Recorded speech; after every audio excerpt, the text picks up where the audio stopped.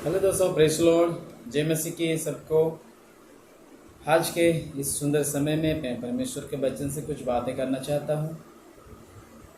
और आज का टॉपिक है परमेश्वर का भय मानने की आशीष। परमेश्वर को भय मानने से हमारा ज़िंदगी में क्या आशीष मिलेगा, किस तरह हम आशीष पा सकते हैं, उसके बारे में मैं कुछ वचन से शेयर करना चाहता हूँ। आइए आज के वचन हम ध्यान करेंगे। भजन संहिता 128 उसका एक वचन से, एक आयत से, पहला वचन से लेकर छठा वचन तक यहाँ पे इस तरह लिखा गया है। क्या ही धन्य है हर एक जो यहोवा का भय मानता है और उसके मार्ग पर चलता है। तो अपनी कमाई को निश्चय खाने पाएगा, तू धन्य होगा और तेरा भला ही होगी। तेरे घर के भीतर तेरी स्त्री फलवंत दाखलता सी होगी, तेरी मेज के चारों ओर तेरे बालों को जलफाई के पौधे से होंगे। सुन, जो पुरुष यहोवा का भय मानता हो वो ऐसे ही आशीष पाएगा। यहोवा तुझे सिय्योन से आशीष देवे और तू जीवन भर यरूशलेम का कुशल देखता रहे। वरन तू अपने नाती पोतों को भी देखने पाए, इस्राएल को शांति मिले। तो मेरे प्यारों, हम लोग भजन संहिता 128 एक वचन से लेकर 6 आयत तक हम पढ़ चुके हैं।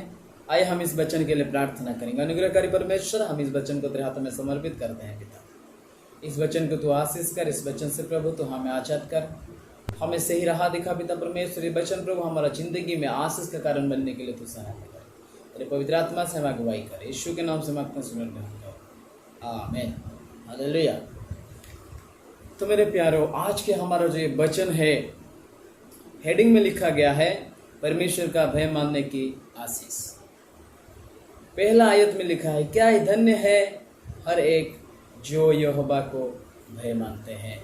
मेरे प्यारों, सबसे महत्वपूर्ण विषय है परमेश्वर को भय मानना, हमारा सृष्टिकर्ता को भय मानना।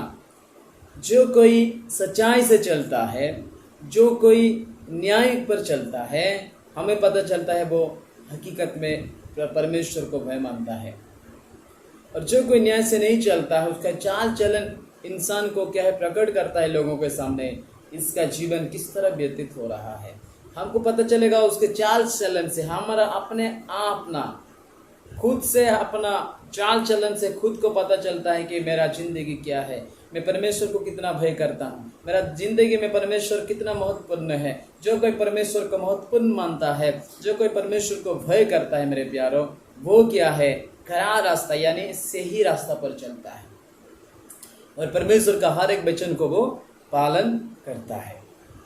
और जो कोई परमेश्वर का वचन पालन नहीं करता है, वह परमेश्वर को डरता नहीं है। और जो कोई सही रास्ता से नहीं चलता है, वो परमेश्वर को डरता नहीं है। लेकिन वचन कहता है, लेकिन धन्य वे होंगे, धन्य वे पुरुष होंगे जो कि परमेश्वर को भय मानता है।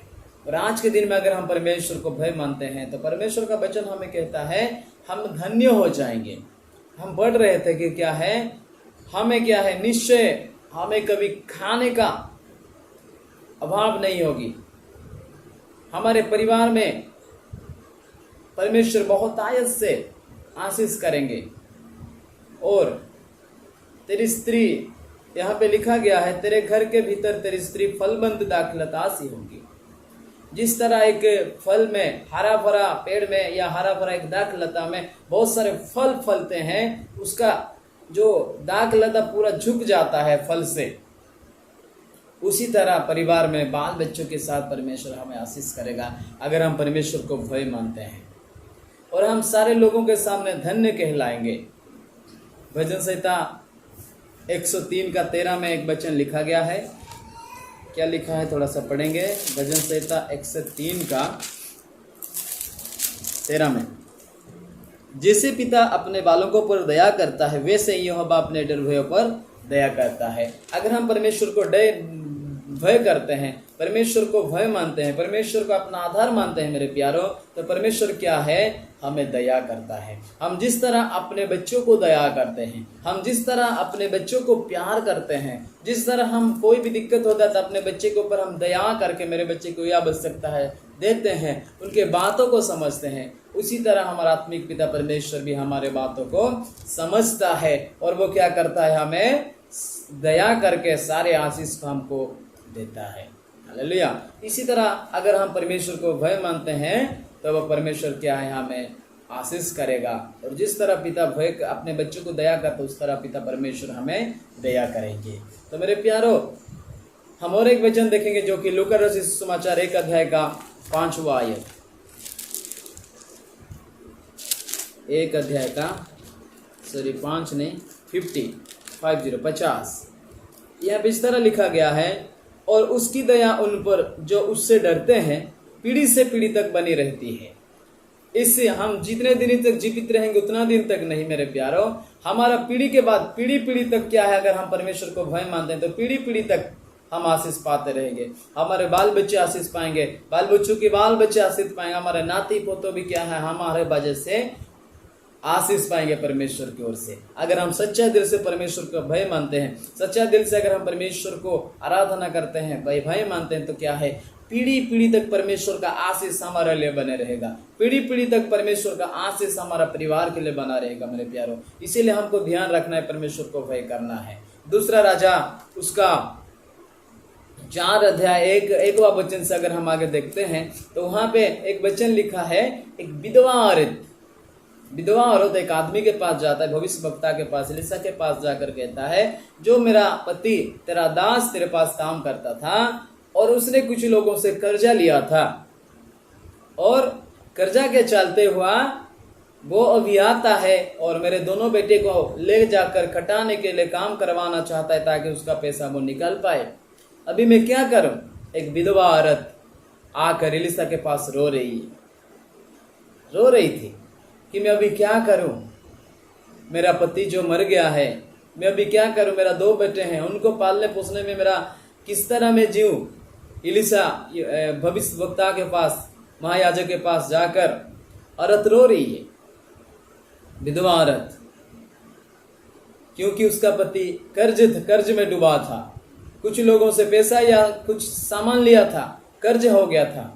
लेकिन जब वो मर गया तो उसका पत्नी जो है, विधवा है, वो एलीशा के पास आकर विनती करता है, प्रभु मैं क्या करूं। हालेलुया। लेकिन वो एक विश्वास उनके जीवन में था, विश्वास के साथ वो उसके पास गया था, एलीशा के पास गया था। एलीशा ने उसको पूछा, तुम्हारे पास क्या है? विधवा औरत उत्तर देती है कि तेरी दासी के पास 1 हांडी तेल के सिवा और कुछ भी नहीं है। उसके पास एक हांडी में, बर्तन में तेल के सिवा और कुछ उसके पास नहीं था। तो एलीशा ने कहा, जाओ और क्या करो, अपने सारे पड़ोसियों से जितना बर्तन है, सारे बर्तन को लेकर तुम क्या करो, तेल को उंडेल डालो, अपना कमरा बंद करके। Praise the Lord, hallelujah. मेरे प्यारो, उसी वक्त वो स्त्री, उसको कोई सवाल या जवाब नहीं की, उसके मन में एक विश्वास हुआ, विश्वास जाग उठा कि मैं जाऊंगा और परमेश्वर के दास जिस तरह का हमें वैसा करूंगा। हालेलुया। परमेश्वर का वचन हमें जो कहता है वही करना है, तब हम आशीष प्राप्त कर सकते हैं। हालेलुया। वो औरत गई, दरवाजा बंद करके अपने बेटों के साथ, पड़ोसी लोगों का सारा बर्तन इकट्ठे करके, दरवाजा बंद करके क्या है, प्रार्थना के साथ, भय के साथ, विश्वास के साथ वो लोग क्या है, तेल को उंडलना शुरू किए। तेल को उंडलना शुरू किए, उंडलते गए। एक बर्तन में जो तेल था वो बर्तन कभी खाली ही नहीं हो रहा है और उसका तेल कभी रुक नहीं रहा है। पड़ोसी लोगों का 1, 2, 3, 4 बर्तन नहीं था, जितना अब उनके पास पड़ोसी लोग थे, सारे पड़ोसी लोगों का पूरा बर्तन लेकर आए थे। एक के बाद एक अपना बेटे लोग लाते गए, उसके मम्मी क्या है, तेल, वो विधवा औरत तेल डालते गए। आखिरी में बोलता है, बेटा और एक बर्तन लेकर आओ। उसका बेटे बोलते हैं, मम्मी और बर्तन नहीं है, सारे बर्तन में तेल भर चुका है, हमारे पास और एक भी बर्तन खाली नहीं है। हालेलुया। तब तेल रुक गई और एलिशा के पास जाकर कहते प्रभु ऐसा हुआ। तो एलिशा ने कहता है जितना कर्ज था वो पैसा चुका दो और जो बाकी बच जाए वो तुम लोग अपना रोजी रोटी के लिए रखो। हालेलुया। इस तरह परमेश्वर आशीष करता है। इसी तरह अगर हम परमेश्वर को भय करते हैं, विश्वास करते हैं, तो क्या है, हम लोग परमेश्वर की ओर से जरूर आशीष प्राप्त कर सकते हैं। क्योंकि इब्रानियों उसका 11वां अध्याय 6 यानी 6वां आयत में इस तरह लिखा गया है कि परमेश्वर को विश्वास के बिना उनको प्रसन्न करना अनहोनी है। हालेलुया। अगर हम परमेश्वर के पास आते हैं तो हमारे हृदय में विश्वास का आवश्यकता है। अगर हम परमेश्वर की ओर से अगर आशीष प्राप्त करना है तो हमें विश्वास का जरूरी है, क्योंकि विश्वास के बिना हम परमेश्वर को प्रसन्न नहीं कर सकते हैं। बिना विश्वास से हम परमेश्वर की ओर से कुछ प्राप्त कर नहीं सकते हैं मेरे प्यारों। इसलिए हमको क्या करना है, परमेश्वर को विश्वास करना है, सच्चा दिल से परमेश्वर के पास आना है। तब क्या है, हम परमेश्वर की ओर से आशीष प्राप्त कर सकते हैं। अगर हम देखेंगे यशायाह उसका 38 में एक वचन है जो कि हिजकिय्याह जो राजा था और वो राजा बहुत बड़ा बीमार में पड़ गया है और बीमार में पड़ने के चलते यशायाह भविष्यद्वक्ता आता है और उस राजा को कहता है कि तू और बचेगा नहीं। परमेश्वर ये कहता है कि तू बचेगा नहीं, निश्चय मर जाएगा। अपने परिवार को बता दे तू मर जाएगा और तू जीवित नहीं रह पाएगा। मेरे प्यारों, जो आदमी बीमार में पड़ा हुआ है, राजा, सबसे बड़ा देश में राजा ही था पहले के दिनों में। अभी बहुत सारे पद आ गया है, लेकिन पहले के जमाने में, पहले दिनों में क्या है, राजा से बड़ा कोई नहीं रहा करता था। लेकिन वो राजा जब बीमार में पड़ा हुआ है, तब यशायाह भविष्यद्वक्ता आकर, नाबी ईसाया नाबी आकर उसको बोलता है, हिजकिय्याह को, जो कि राजा था और बीमार में पड़ा हुआ था, उस राजा को आकर बोलता है कि तू और जीवित नहीं रह पाएगा, तू निश्चय मर जाएगा। ये परमेश्वर का आदेश है। हालेलुया। तब ये बात सुनकर राजा हिजकिय्याह ने क्या किया, प्रार्थना किया। मेरे प्यारों, परमेश्वर के चरण में आकर रो रो कर प्रार्थना किया। लिखा है कि हिजकिय्याह ने दीवार की ओर मुंह फेर कर यहोवा से प्रार्थना करके कहा, हे यहोवा, मैं विनती करता हूँ, स्मरण कर कि मैं सच्चाई और खरे मन से अपने को तेरे सम्मुख जानकर चलता आया हूँ और जो तेरी दृष्टि में उचित था वो ही करता आया हूँ। और हिजकिय्याह ने बिलक बिलक कर रोने लगा। प्रार्थना करने के बाद हिजकिय्याह ने रो रो चिल्ला चिल्ला कर, फुट फुट कर रोने लगा, बिलक बिलक कर रोने लगा। मेरे प्यारों, अपने आप को परमेश्वर के हाथों में समर्पित किया विश्वास के साथ। प्रभु, मैं तो तूने जो कहा मैं वही किया हूँ, तेरी इच्छा के अनुसार मेरा जिंदगी गुजर चुका है। मेरा क्या गुनाह हो गया, क्या गलती हो गया कि मैं इतने जल्दी मरने पर हूँ? क्या मैं चंगाई नहीं पा सकता हूँ? प्रभु, विलख विलख कर रोया करके बाइबल में लिखा है। मेरे प्यारा, आज के दिन में अगर चंगाई पाना है, आज के दिन में अगर आपको आशीष पाना है, आज के दिन में अगर आपके परिवार में कोई अच्छा न्यूज मिलना है, तो आपको भी परमेश्वर के सामने रोना पड़ेगा। आपको भी परमेश्वर के सामने आशीष प्राप्त पाना है, तो आपको भी परमेश्वर के चरणों में आकर इज़ाया के तरह, राजा इज़ाया के तरह क्या है, आपको भी रोना पड़ेगा। तब परमेश्वर ने उसकी प्रार्थना सुन ली और भविष्यद्वक्ता से कहा कि उसको बता दो, उसका उम्र और भी 15 साल तक बढ़ाया दिया जाएगा। हालेलुया।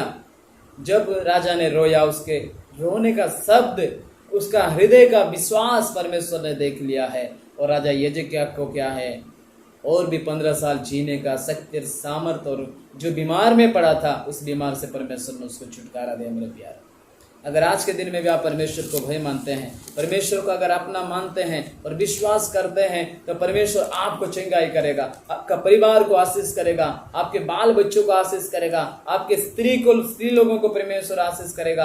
आपका घर में कोई कभी घटी कमी नहीं होता है। परमेश्वर का वचन कहता है, क्या कहता है, जवान सिंह तो घटी हो जाती है, कभी भूखे भी रह जाती है, लेकिन परमेश्वर को जो लोग भय करते हैं और परमेश्वर के डर भय लोगों को किसी बातों की घटी कमी नहीं होती है मेरे प्यारो। इसलिए परमेश्वर पर भरोसा करो, विश्वास करो, तब हम लोग क्या कर सकते हैं, आशीष प्राप्त कर सकते हैं। बिना भय किए हुए, बिना विश्वास किए हुए हम परमेश्वर को प्रसन्न नहीं कर सकते हैं। अगर हम परमेश्वर को प्रसन्न नहीं करते हैं तो हम आशीष नहीं पा सकते हैं। विश्वास, प्रार्थना, दुआ के साथ हम परमेश्वर को प्रसन्न करें और परमेश्वर हमारे लिए जो आशीष रखा है उस आशीष को हम प्राप्त कर सके मेरे प्यारों। आज की इस छोटी सी वचन में प्रभु हम सबको आशीष करे। सबको जय मसीह की। Praise Lord. Amen. God bless you all.